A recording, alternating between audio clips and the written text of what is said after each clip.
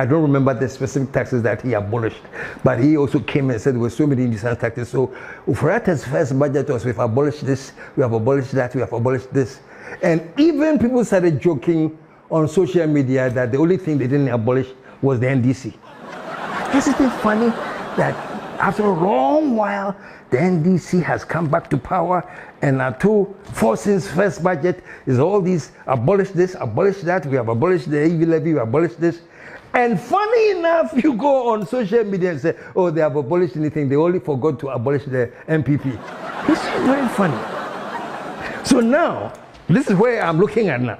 It's very, very interesting that the NDC has come into power now, and the 120 days that Mahama gave himself that he's going to make sure certain things were assigned and accomplished by then, he seems to be sticking with it. The budget is out and everything, you know, and he seems to be sticking with it. And people are saying, yeah, Charlie, if he continues on this trajectory, dear, NPP is abolished. Is that true? This is what I want to talk about today. Let me have analytics. You know, looking into the crystal ball. Do you think that the way that the NDC has started, they are on the right trajectory? And that if they continue and stay on that, not only stay on that, but improve on that, that they are likely to abolish the NPP? I know that somebody has said that the NPP will be out for the next 48 years. But this is politics. The same way people were saying that the NDC was out and they should have been abolished, and they didn't think that the NDC will emerge, especially under somebody who had been vilified as incompetent and corrupt and everything. The whole revival of the NDC has come under this man who has now promised that he's back again, but this time he's back to reset the country. This resetting agenda is not a joke. I have told you all the time that when we come out, all that we are saying is that yes, we agree that we need to reset this country because we are so far back. One day I'm going to do a show, you know, I'm going to do a show and explain why I think that Ghana is torn between lawlessness and disorder.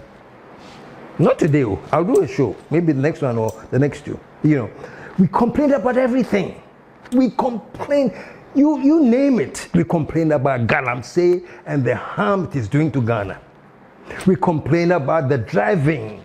We complain about the electric, everything we complain about. We complain about Okada.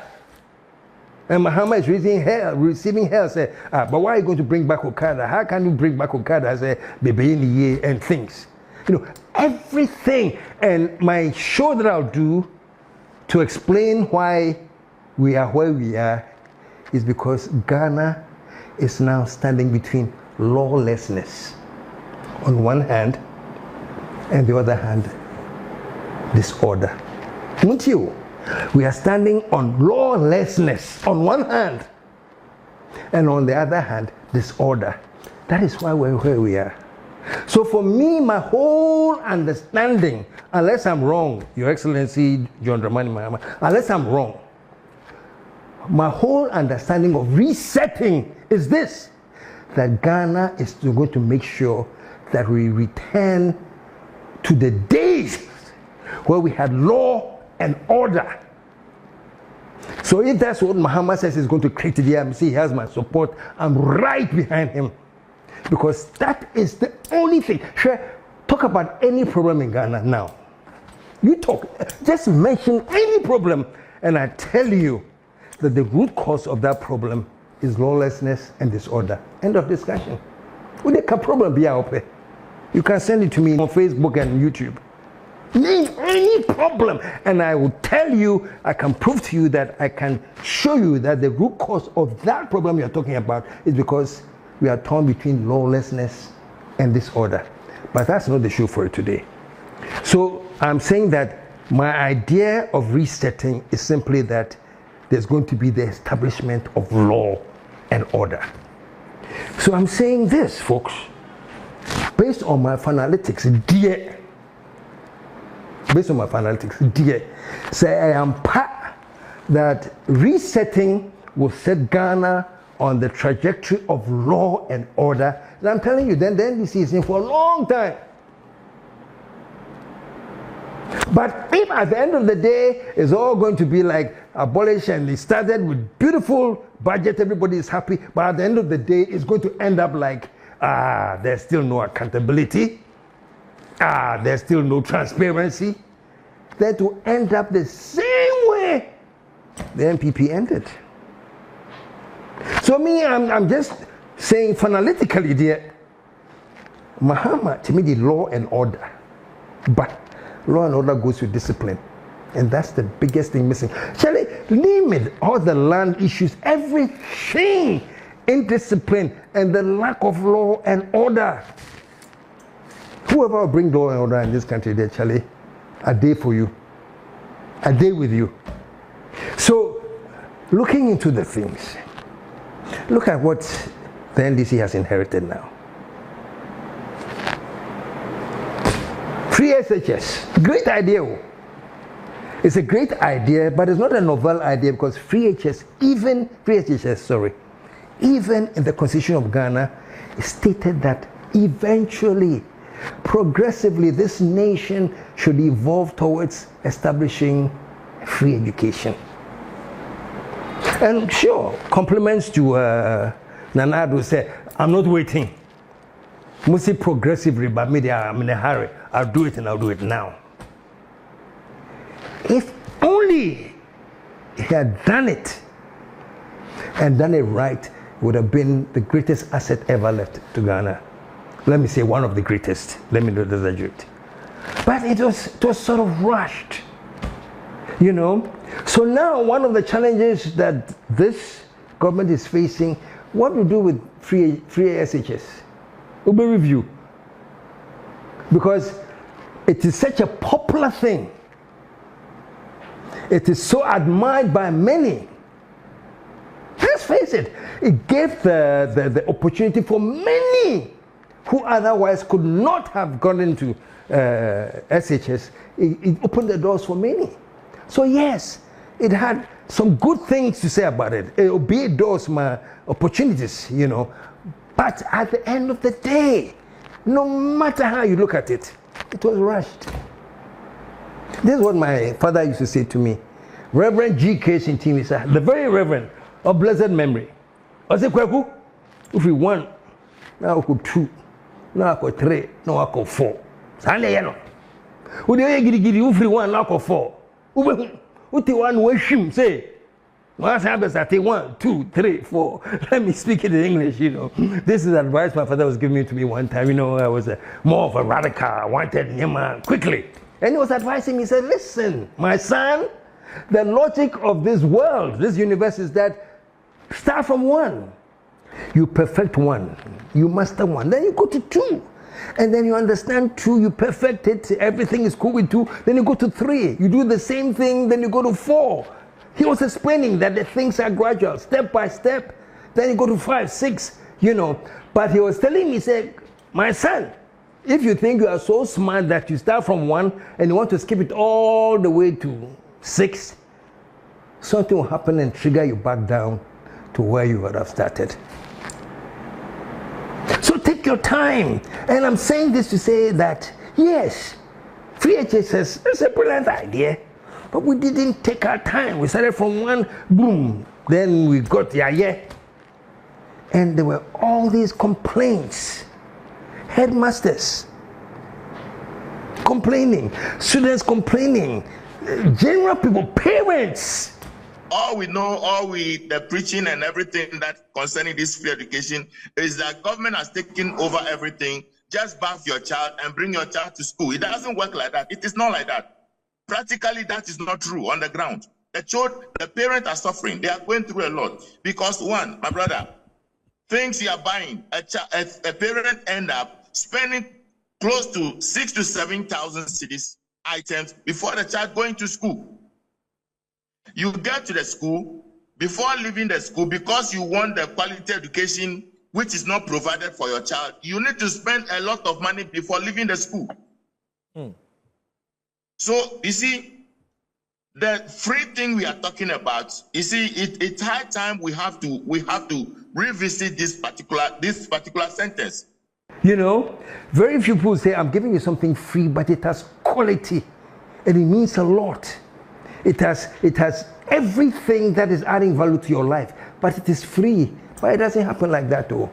Americans will say there's no free lunch. Yet, even the free education is free because people have paid their taxes and there was oil money and there were other monies that they could use to spend to cater for free education. But I'm not free, sir.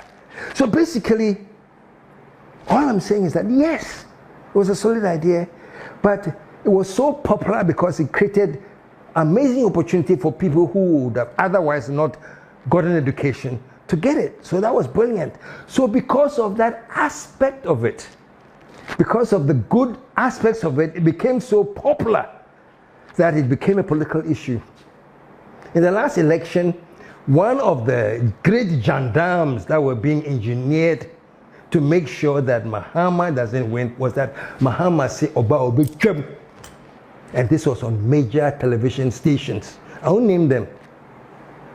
Came out as news items. Mahama Krasi Obi. Former president and his party, the NDC, have given a clear indication that they are going to cancel the free senior high school. You know, it was for part of the agenda to make sure he never wins power. But no, Mahama is in power. Right now, free education is staring at him. What are you going to do? You promised that you won't touch it. And to quote Mahama himself, he said free education has come to stay. Mahama the kind. How can a person who launched free SHS be against free SHS? And so it's a political gimmick that is played by our opponents. Free SHS has come to stay.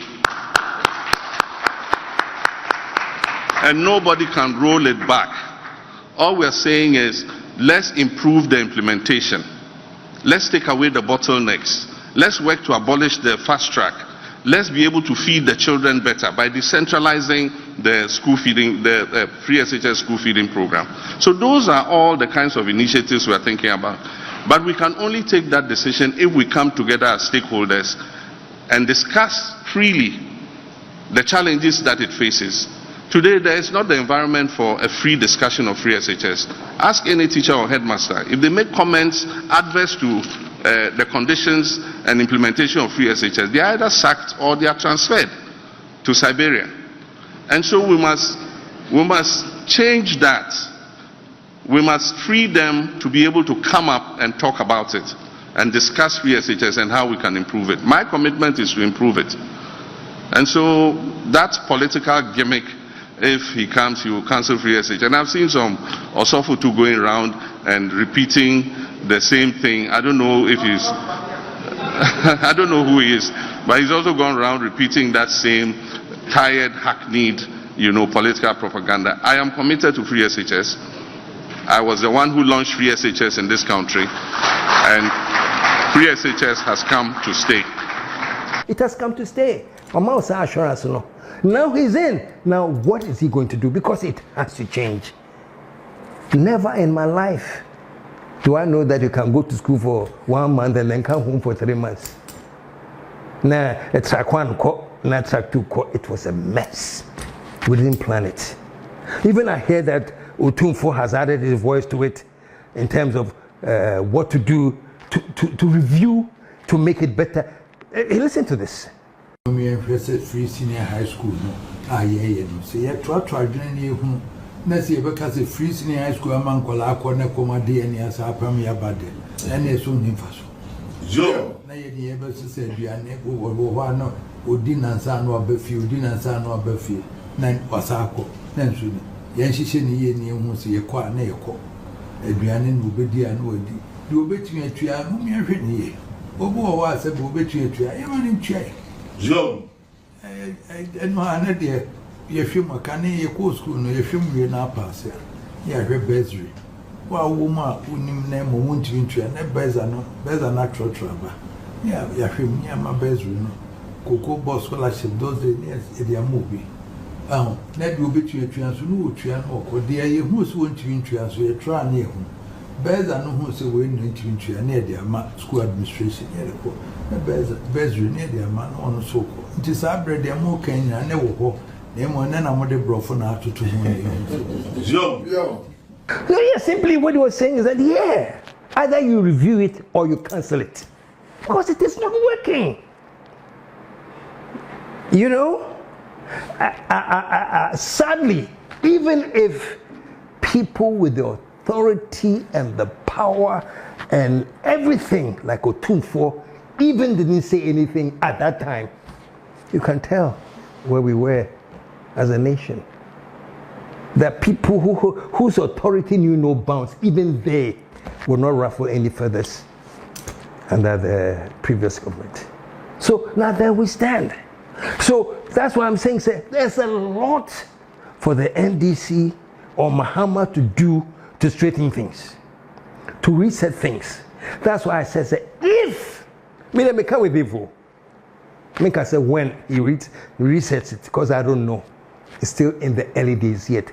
I can only hope and pray that the resetting agenda of bringing law and order into this country becomes a reality. Otherwise, you're doomed. I mean, things are happening that you don't understand. You know, the IGP was recently fired.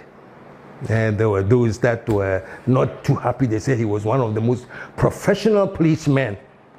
And how the hell does the Mahama fire him? I didn't think somebody actually threatened that there was going to be some court action, be on it and stuff like that.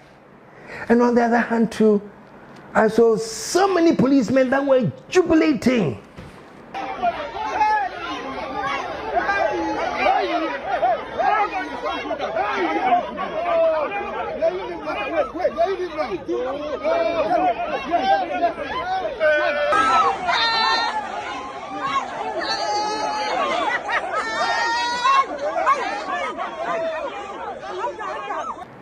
Why were they jubilating? Were they jubilating because this is a way to look at it. Maybe the police were jubilating because he was so good, sir.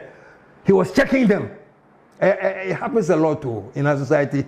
If you are strong and you're rigid and you check on them and you don't allow them to do foolish things, they hate you. And so when you go, they'll rejoice. It is possible. Or was it because he, Dampare himself, was a stumbling block to many things that the police could have done and couldn't do? Me, I'm only asking you. Why was some jubilating? I'm only asking. And actually, the fact that I hear 2 days after Dampare left the scene, I'm reading and hearing that there has been an arrest, and that a close friend of Ahmed Suare has been arrested. I guess in suspicion to everything. But this is the question I'm asking. How come a day after the IGP left the scene, such a major arrest has been made? Ghanaians have been clamoring all this time. Chale, what happened to Ahmed Suare? There's been quiet. No activity has come in that front. A day after Dampare is sacked, they said they've arrested somebody. Now, this is the question I'm asking. Is this something that he knew, but he wouldn't make it public?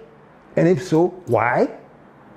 Or is it something that he didn't know, but major power blocks in the police structure knew, but they also kept quiet and are doing it now? I don't know. Chale, so me kasa, my yab. All of it gets to this point that, Chale, the resetting agenda, it is so important. Easy, so it is not going to be easy. It is not. And I'm sure the president himself knows that when he made the chief executives, the CEOs and the CSOs, he made that statement that this is going to be an era where people are going to have to perform. He said it. He said you should perform. He actually used our words. Remember when we say step aside, or can it be? He said the CEOs should perform or step aside. So you're part of the reset agenda. and we expect something completely different from you. The reports we would look at next year will be the report for 2024. So really, your performance will show when we do the 2026 review. That will show for 2025. And I'm going to come and sit in that review, and we will mark you based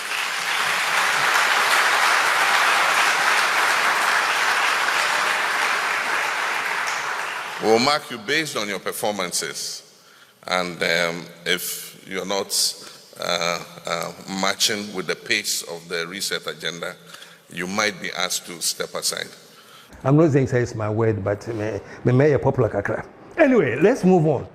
But these are signs, early, very early signs, which indicate that the man means business.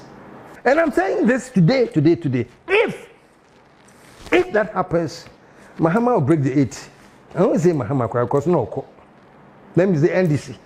If the wait has started, the momentum can continue. If they can continue to reset and build this nation.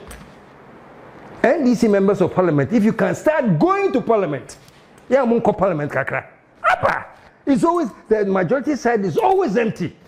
Is that how you are backing your president who has come wild, say, Charlie, my wild, I'm making changes? Is that how you are backing him with an empty parliament?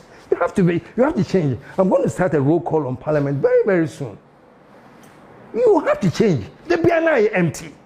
People woke up in the morning, after sunlight, to vote for you. When you're parliamentary supremacy or whatever you want to call it, and you don't even show up. So what does that make? But we'll get there. We'll get there. So let me say this.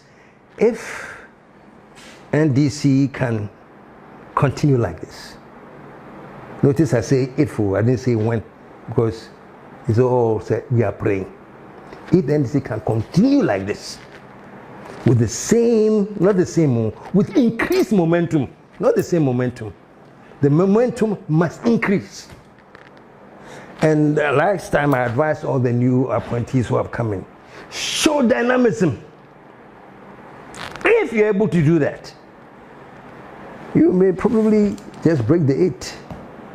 Otherwise, until then, dear, we all have fine. And it's possible. We have seen the politics. If you look at our track record, it is very, very possible. Okay? So today I'm going to end here today because I didn't come with any specific topic. I just wanted to do some fun analytics as to where are we going. Next time I come, I don't know, I may do this law and order thing. It's very, very critical. I may go into the details of it. But you don't know. Sometimes some spirit comes and some new topic comes or something exciting comes. In the meantime, thank you very much for joining me today. We are wrapping up for the day, and I'm saying keep hope alive because we have no option. Any optional. It's not a choice. Are you going to build a nation or not? There be any choice. We have to build this nation. We have to build this nation as if our lives depended on it. And guess what, folks? Yes, our lives do depend on it. We shall build this nation. Ghana shall rise again.